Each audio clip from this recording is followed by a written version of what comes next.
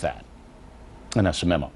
Now for the top story tonight, the far-left Seattle Post-Intelligencer doesn't see it our way as far as the military is concerned. Editorial columnist Joe Copeland wants to keep military recruiters out of Seattle public schools. Quote, slowing the supply of troops for an out-of-control administration to wage a wrongfully launched war is a good idea, unquote. Say it ain't so, Joe. But Mr. Copeland's hiding under his desk and wouldn't appear with us. Instead, joining us now from Washington, Jeff Millard, chapter president of Iraq Veterans Against the War. You know, it seems to me, even if you're, against the Iraq War, which most Americans are at this point, because of, I believe, the failure of the Iraqis to stand up and fight their own battle, even if you're against the Iraq War, in a time of terror when the only thing standing between us and people who would slit our throats, yours and mine, Mr. Millard, are the military and our intelligence people, that you would want the military to be prosperous. Am I wrong? Well, I think you do want the military to be strong, and one of the best ways to make our military strong is to bring those brave servicemen and women home from Iraq so they can protect Americans here on American soil. But that's not the issue in Seattle. It's banning military recruiters from the public schools. That's the issue. Well, Bill, they didn't really ban military recruiters, actually. They want to. This guy Copeland wants to. Absolutely what they're doing, if you read the full article, Bill, is they're talking about having the military have equal access as any other recruiter, say, from a corporation or from a college. Well, Mr. Millard, as you may or may not know, the No Child Left Behind Act requires that all public schools in the United States give the military recruiters the same access to students as college or job recruiters. That's all the military asks. And Mr. Copeland and his newspaper want no access, and the Seattle School Board has approved restrictions, not like San Francisco, and San Francisco had to back down because they wouldn't have gotten any money for their schools. But they want, and you know this, they want the military out. Now, I'm glad to see you don't support that.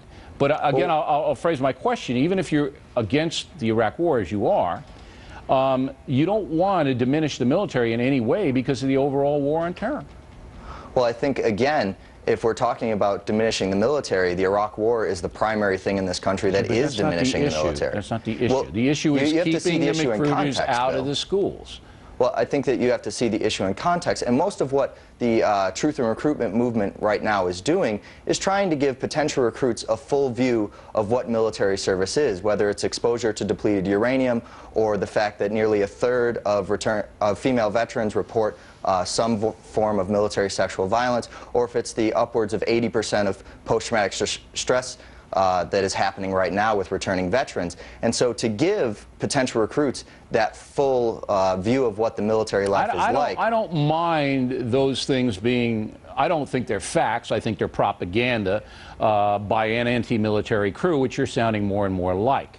And I hope that's not the case. I mean, I hope you're just against the war and not against the military, but you are sounding like an anti-military person here. Well, as a veteran of 9 years, I think that it's preposterous to think that I would be anti-military. I want to take care of our veterans, things like depleted uranium, military sexual violence that I think should never happen, but quite frankly should never happen. I mean, everybody knows it should never happen. But in any organization, you're going to have things that aren't what they should be. But the basic theme here is starve the military, starve them, by Mr. Copeland and the Seattle Post-Intelligencer.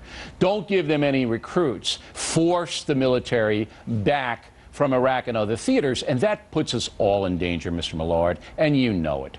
Well, I think that the Iraq War puts us all in danger, and if we limit the amount of recruits, then yeah, it quite possibly does have a big potential in ending the Iraq War, because we do need to protect American soil. Okay, so you do want to limit the recruits. You do want to hurt the military. That's what you want to do, sir. Well, I don't want to hurt the military whatsoever. By limiting recruits, you would be hurting them, and you know it. As a 9-year veteran of the military, I'd like to see our veterans taken care of when they come home, which just doesn't happen. I think every American wants to see them taken care of, and we on this program give hundreds of thousands of dollars so that may take place. But again, I think you're being a little sly here. Let me ask you one more question. If the thing turns around in Iraq, and it's a big if because of the Iraqi government's incompetence and corruption, but things are getting better by most viewpoints over there, would you be disappointed? I think that the disappointment doesn't come into it. I want to see That's an easy question. Would you be disappointed, sir? Well, sir, with all due respect, I want you to answer this question honestly, Mr. Millard. And if you give me would you be disappointed if things in Iraq turn around and it turns into a country that is free? Would you disappoint? Your question is extremely loaded. No, it's And not. if It's a you'll give me simple, second. easy question. No, Bill, it's really a loaded question because right now the troops in Iraq don't want to be there. They want to come home. The American I'm going to people take want that to as come home. you will not answer the question, a la David No, Letterman. I I'm would going to answer take the it. question Look, if you it's give a me simple just a question. second. It's not loaded. If it turns around and Iraq goes the way where those people have some freedom and they fight on the side of against the terrorism, is that good or what? No? I think that, again, it's a loaded question, All right. and it's just an We appreciate you infeasible coming on our question to be program. asking, especially of a 9-year veteran. All right.